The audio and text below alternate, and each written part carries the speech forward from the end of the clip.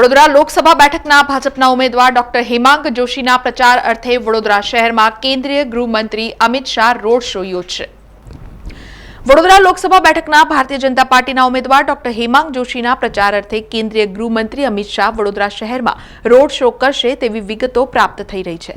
ભારતીય જનતા પાર્ટીના વર્તુળોમાંથી મળતી વિગતો અનુસાર આગામી 27મી તારીખે શનિવારે સાંજે વડોદરા શહેરમાં કેન્દ્રીય ગૃહમંત્રી અમિત શાહ રોડ શો યોજશે।